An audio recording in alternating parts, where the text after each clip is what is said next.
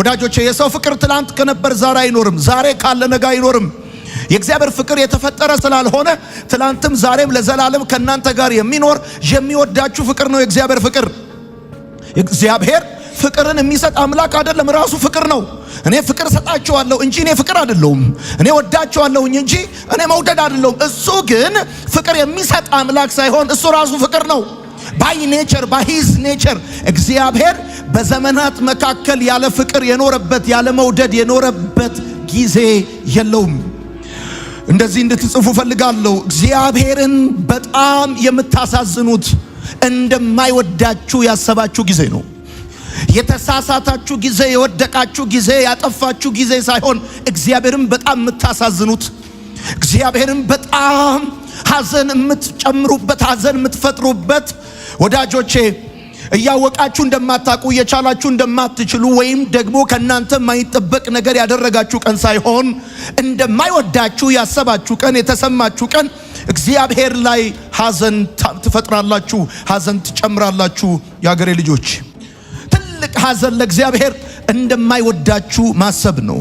ወዳጆቼ የእግዚአብሔርን ፍቅር መረዳት፣ የእግዚአብሔርን ፍቅር መገንዘብ እያንዳንዱ ክርስቲያን መለማመድ ማወቅ ያለበት ጉዳይ እንዳለ ይገባኛል፣ ይሰማኛል። የእግዚአብሔርን ፍቅር መረዳት በሚል ሐሳብ ነው ዛሬ ማካፈላችሁ እና የእግዚአብሔርን ፍቅር መረዳት አስፈላጊ ነው፣ በጣም ጠቃሚ ነው። ሰዎች ለእናንተ ያላቸውን ፍቅር፣ ሰዎች ለእናንተ ያላቸውን ሐሳብ፣ ሰዎች ለእናንተ ያላቸውን ስሜት ለመረዳት ጥረት ታደርጋላችሁ። ከዚህ ሁሉ በላይ ግን በጣም የሚጠቅማችሁ የማይለዋወጥ ጽኑ የሆነ በምንም ቅድመ ሁኔታ ላይ ያልተመሰረተ የእግዚአብሔርን ፍቅር መረዳታችሁ ለሚቀጥለው ህይወታችሁ ለድል አድራጊነታችሁ በጣም መሰረታዊ ነገር ቢኖር እግዚአብሔር ለእናንተ ያለውን ፍቅር መረዳት ነው። ወዳጆቼ የእግዚአብሔርን ፍቅር መረዳት አንደኛ ጻፉ፣ አንደኛ የዘላለም ህይወት እንድናገኝ ይረዳናል። የእግዚአብሔርን ፍቅር መረዳት የዘላለም ህይወት እንድናገኝ ይረዳናል። የክርስቶስን ፍቅር ከማወቅና ከመቀበል በቀር ለመዳን ሌላ ምንም አማራጭ መንገድ የለም። ሰውን ወደ መዳን፣ ሰውን ወደ ዘላለም ህይወት የሚያመጣው ስለ ገሃነም ያለው አንደርስታንዲንግ አይደለም። ስለ በሽታ፣ ስለ መከራ ያለው አንደርስታንዲንግ አይደለም። ሰውን ወደ ዘላለም ህይወት የሚያመጣው ስለ እግዚአብሔር ፍቅር ያለው አንደርስታንዲንግ ነው። ሰውን ክርስትናው እንዲጠነክር፣ ከወደቀበት እንዲነሳ፣ ከሳተበት እንዲመለስ የሚያደርገው ነገር ቢኖር ፍርሃት አይደለም። ይቀጣኛል፣ ይቆጣኛል፣ ያዋርደኛል፣ ተከታትሎ ህይወቴን የሆነ ነገር ሊያመሰቃቅለው ይፈልጋል የሚል ዕውቀት አይደለም። ሰውን ወደ ዘላለም ህይወት የሚያመጣው ስለ እግዚአብሔር ፍቅር ያለው መረዳት ነው። ስለዚህ የእግዚአብሔርን ፍቅር መረዳት የዘላለምን ህይወት ለማግኘት በጣም አስፈላጊ ጉዳይ ነው። ባነበብኩላችሁ በዮሐንስ ወንጌል መጽሐፍ ምዕራፍ 3 ቁጥር 16 ላይ በእርሱ የሚያምን ሁሉ የዘላለም ህይወት እንዲኖረው እንጂ እንዳይጠፋ እግዚአብሔር አንድያ ልጁን እስከ መስጠት ድረስ ዓለሙን እንዲሁ ወዷል። የዘላለም ህይወት እንዲኖረው ሰው የዘላለም ህይወት የሚኖረው ደጋግሜ እናገራለሁ፣ ገሃነም በገባው ልክ ሳይሆን መስቀሉ በገባው ልክ፣ ቀራንዮ በገባው ልክ፣ ፍቅሩ በገባው ልክ ነው ሰው የዘላለምን ህይወት የሚያገኘው። ወዳጆቼ ለምሳሌ በጎረቤታችሁ፣ በጓደኝነታችሁ፣ በተለያየ ቦታ ሰዎች ወደ ዘላለም ህይወት እንዲመጡ ከፈለጋችሁ በጣም ማስረዳት ያለባችሁ የእግዚአብሔርን ፍቅር ነው እንጂ የገሃነምን ጥልቀት አይደለም። የእግዚአብሔርን ቁጣ አይደለም። የኃጢአተኝነቱን ወይም ምን ያህል እንደቆሸሸ ብትነግሩት ሰው ወደ እግዚአብሔር ህይወት ወደ ዘላለም መንግስት አይመጣም። ወዳጄ በጣም ቆሽሸሃል፣ ይገርመሃል አንተ እያልክ ብትነግረው የበለጠ ታሸሸዋለህ እንጂ ወደ እግዚአብሔር የዘላለም መንግስት ሐሳብ አታመጣው። ሰው ሊነገረው። ለዚህ ነው ወንጌል ማለት ጉድ ኒውስ የተባለው። መልካም ዜና ነው ወንጌል ማለት። ወንጌል ስለ ልጁ ነው። ወንጌል መልካም ዜና ነው፣ የምስራች ነው። ስለዚህ የምስራች የሚባል ሌላ ነገር ደግሞ የለም ወዳጆቼ። ለምሳሌ ልንገራችሁ፣ ሰውን በተለያየ ጉዳይ ልታስፈራራው ትችላለህ። አስፈራርተ ግን ወደ እግዚአብሔር መንግስት እውነት ልታመጣው አትችልም። በሰው ውስጥ እግዚአብሔር ብቻ የሚሞላው ክፍተት አለ። ገንዘብ የማይሞላው፣ ወንድ የማይሞላው፣ ሴት የማይሞላው፣ ሀብት የማይሞላው፣ ታዋቂነት፣ ዝና የማይሞላው እግዚአብሔር ብቻ የሚሞላው ክፍተት አለ። ሰው አውጥቶ ላይናገር ይችላል፣ ነገር ግን በውስጡ ብዙ ክፍተት አለ። ይህን ክፍተት ሊሞላለት የሚችል የማይለዋወጥ እውነተኛ አፍቃሪ የሆነ ከወዳጅ በላይ የሚጠጋጋ የሚወደው አምላክ እንዳለው፣ እንዲህም ሆኖ የሚወደው አምላክ እንዳለው ስትነግረው የዛን ጊዜ ወደ እግዚአብሔር የዘላለም እቅድ ሰው ያንን ሰው ለማምጣት ትችላለህ። እና ብዙ ጊዜ የኢትዮጵያ ክርስትና ይገርማችኋል፣ ደጋግሜ እናገራለሁ፣ አጋንንት ኮንሸስ ነው፣ ገሃነም ኮንሸስ ነው፣ ቁጣ ኮንሸስ ነው። ማለት ምን ማለት ነው? የኢትዮጵያ ክርስትና በአብዛኛው የተመሰረተው የእግዚአብሔር ቁጣ ላይ ባለ ፍርሃት ነው። የእግዚአብሔር ኃይለኝነት ላይ ባለ ፍርሃት ነው።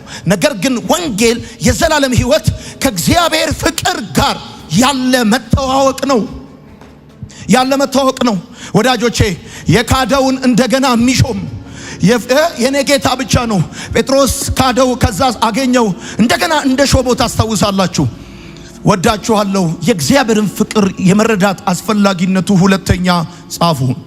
ሰው የእግዚአብሔርን ፍቅር ሲረዳ በመንፈስ እንዲመላለስ አቅም ያገኛል። የእግዚአብሔርን ፍቅር መረዳት በመንፈስ እንድንመላለስ ይረዳናል። ወዳጆቼ በመንፈስ መመላለስ ማለት አይንን መጨፈን ማለት አይደለም። እስቲ በመንፈስ እንሆናለን ሲባል አይናችንን እንጨፍናለን ማለት ሳይሆን እግዚአብሔራዊ በሆነ የሕይወት ስርዓት መውጣትና መግባታችን ይሆናል ማለት ነው። የትኛውም ጉዳያችን ከእግዚአብሔር አንጻር የተቃኘ ይሆናል ማለት ነው። እንደ እግዚአብሔር ፍቃድ፣ እንደ እግዚአብሔር ሐሳብ፣ እንደ እግዚአብሔር ልቡ ፍላጎት የሆነ የሕይወት ምልልስ ማለት ነው። ስለዚህ ሰው የእግዚአብሔር ፍቅር ካልተረዳ ሕይወቱ በመንፈስ ለመመላለስ ይከብደዋል። ወዳጆቼ ከልካይ ነገር እስካለ ብቻ የተከለከለ ከልካዩ የተነሳ ቀን የተከለከለውን ነገር ለማድረግ ወደኋላ የሚምልበት ምንም ምክንያት የለውም። ሰው ቢያየውም ባያየውም፣ ሰው ቢያውቅበትም ባያውቅበትም፣ እዚህም ቢሆን እዛ ሀገር ውስጥ ቢሆን ውጭ ሀገር እንደ እግዚአብሔር ፍላጎትና ሐሳብ ሊኖር የሚችለው የእግዚአብሔርን ፍቅር በተረዳበት መጠን ነው።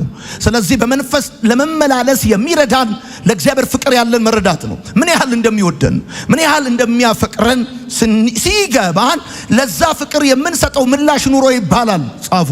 ኑሮ ለእግዚአብሔር ፍቅር የምትሰጡት ምላሽ ነው። ኑሮ ለእግዚአብሔር ፍቅር የምትሰጡት ምላሽ ነው። ስለዚህ አሁን እንግዲህ ኑሯችን እንዲስተካከል፣ ለምሳሌ ቢዝነሳችን በጽድቅ እንዲሆን፣ ለሰው ታማኝ እንድንሆን ገብቷቸዋል። በጣም ብዙ ሰዎች አሁን ሎያል አይደሉም፣ ታማኝ አይደሉም። ለምንድነው ሲባል ሰው ለእግዚአብሔር ካልታመነ ለሰው አይታመንም። ሰው ለእግዚአብሔር ካልተመቸ ለሰው አይመችም። ሰው ለእግዚአብሔር ካልተመቸ ለትዳሩ አይመችም። ሰው ለሰው የሚመቸው ለእግዚአብሔር ሲመች ብቻ ነው። ስለዚህ በገላትያ መጽሐፍ ምዕራፍ 5 ቁጥር 22 እስከ 23 ላይ ስለ መንፈስ ፍሬ እንደሚናገር የመንፈስ ፍሬ ግን አለ ፍቅር፣ ደስታ፣ ሰላም፣ ትዕግስት አለ። ሰው በመንፈስ ሊመላለስ የሚችለው የእግዚአብሔርን ፍቅር መረዳት ሲችል ብቻ ነው። አለበለዛ የሚሆነው ጉዳይ ምንድነው? የሌባና ፖሊስ ጫወታ ይሆናል። በሶስተኛ ደረጃ የእግዚአብሔርን ፍቅር መረዳት ከጥፋተኝነትና ከኀፍረት እንድንላቀቅ ይረዳናል። እኛ ሰዎች እናውቃለን። ሰው ባይመሰክርብንም፣ ማንም በእኛ ላይ ክስ ባይመሰርትብንም፣ ሕሊናችን ግን ይነግረናል ስለ ድክመታችን፣ ስለ ስህተታችን፣ በእግዚአብሔር ፊት ለመቆም ድፍረት ስለማጣታችን ብዙ የሚመሰክርብን ጉዳይ አለ። ሰይጣን አለ፣ ድምፅ አለው፣ አካባቢ አለ፣ ሁኔታ አለ፣ የተለያየ ጉዳይ አለ። ብዙ ሰዎች ወደ እግዚአብሔር ቤት የማይመጡት እግዚአብሔርን አፍረዋል። በሕይወት ምልልሳቸው፣ ባለፈው ሳምንት ቆይታቸው፣ በመሳሳታቸው፣ በማጥፋታቸው ምክንያት አፍረዋል። ነገር ግን የእግዚአብሔርን ፍቅር መረዳት ከጥፋተኝነትና ከኀፍረት እንድንላቀቅ ይረዳናል። ወዳጆቼ ልጆች ያላችሁ ስንት ናችሁ? እዚህ ቤት ውስጥ ስንት ልጆች ያላችሁ ወላጆች አላችሁ? ልጆች እንደሚታወቀው ወላጆች ሲያቁም ሳያቁም ያጠፋሉ። አንዳንድ ልጆች ግን ከቤት ወጥተው ጭራሽ እንዲጠፉ የሚያረጋቸው ስለጠፉት ጥፋት ምክንያት በአባትና በእናታቸው ፊት የመቆም ኀፍረት ይሰማቸዋል። የአባታቸውን ፊት ላለማየት ካጠፉት ጥፋት በላይ ሌላ ጥፋት ውስጥ ይገባሉ።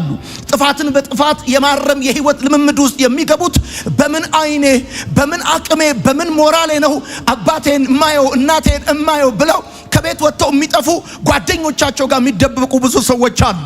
ነገር ግን ነግራቸዋለሁ፣ በጣም የወላጆቻቸው ፍቅር የሚረዱ ሰዎች ግን ይገርመሃል፣ እንደገና አዋራቸውን አራግፈው ጭቃቸውን አጥበው ከወላጆቻቸው ጋር ለመተቃቀፍ አቅም የሚያገኙት የእግዚአብሔርን ፍቅር ሲረዱ ብቻ ነው። የእግዚአብሔርን ፍቅር ካልተረዳችሁ በስብከት በትምህርት በ16 ነጥብ ኀፍረት ከእናንተ ላይ አይወገድም። ዳዊት የእግዚአብሔርን ፍቅር የተረዳ ሰው ስለነበረ ይመስለኛል በመዝሙሮቹ ሁሉ ስለ እግዚአብሔር ፍቅር ጽፏል። ወዳጆቼ ናታን ሲያናገረው በእግዚአብሔር እጅ መውደቅ ይሻለኛል ያለው በጠላቶቹ እጅ ላለመውደቅ የተናገረው የእግዚአብሔርን ፍቅር ስለተረዳ ይመስለኛል። የእግዚአብሔር ቃል በሮሜ መጽሐፍ ምዕራፍ 5 ቁጥር 5 እንደዚህ ይላል፣ ይህም ተስፋ ለእፍረት አይዳርገንም። ይህም ተስፋ ለእፍረት አይዳርገንም፣ እግዚአብሔር በሰጠን በመንፈስ ቅዱስ ፍቅሩን በልባችን አፍስሷልና። አያችሁ፣ ይህ ተስፋ ለእፍረት አይዳርገንም፣ እንዳናፍር ያደርገናል። ልክ ነው ደክመናል፣ ልክ ነው ተሳስተናል፣ ልክ ነው ወድቀናል፣ ልክ ነው አጥፍተናል። እናማ በመንፈስ ቅዱስ አማካኝነት በልባችን የፈሰሰ ፍቅር ስላለ ሳናፍር አባ ብለን ለመጮህ፣ ጌታ ብለን ለመጥራት፣ ለመዘመር፣ በፊቱ ለመቆም፣ እንደገና ንስሐ ለመግባት ያላፈርነው ምክንያት ወዳጆቼ እግዚአብሔር ለኛ ያለው ፍቅር በመንፈስ ቅዱስ አማካኝነት በልባችን ስለፈሰሰ ነው። ሰው አፍሮ ተሸማቆ አንገት ደፍቶ ከእግዚአብሔር ሐሳብ እንዳይወጣ ሰው ይወላችሁ የእግዚአብሔርን ፍቅር መረዳት ለምን ይጠቅማችኋል መሰላችሁ? ከጥፋተኝነትና ከሀፍረት እንድትላቀቁ ይረዳችኋል። ወዳጆቼ ብዙ ሰዎች ወደ ቤተ ክርስቲያን መምጣት አይደለም የከበዳቸው ያ በደላቸው፣ ያ ጥፋታቸው፣ ያ ኃጢአታቸው እንዴት አርጎ ወደ እግዚአብሔር ፊት እንደሚያቀርባቸው ያ ጉዳይ ከብዷቸው ነው ወደ እግዚአብሔር ቤት የማይመጡት። ነገር ግን ልትነግረው የሚገባው ነገር ምንድነው? የድካሙን፣ የኃጢአቱን፣ የበደሉን፣ የመቆሸሹን ጥልቀትና መጠን ሳይሆን ምን ያህል በጣም የሚወደው አባት እንዳለው ወዳጅ እንዳለው ያ ጊዜ ሲገባው የገባው ነገር አፍረቱን ከላዩ ላይ እንዲያራግፍለት ያደርገዋል። አራተኛ የእግዚአብሔርን ፍቅር መረዳት፣ አራተኛ ለፍቃዱ ታዛዥ እንድንሆን ይረዳናል። ለፍቃዱ ታዛዥ እንድንሆን ይረዳናል። ብዙ ሰዎች ለእግዚአብሔር ፍቃድ፣ ለእግዚአብሔር ሐሳብ ለመገዛት የሚቸገሩት የእግዚአብሔርን ፍቅር ባለመረዳታቸው ምክንያት ነው። ሰው የእግዚአብሔር ፍቅር ሲገባው ለፍቃዱ ታዛዥ ይሆናል።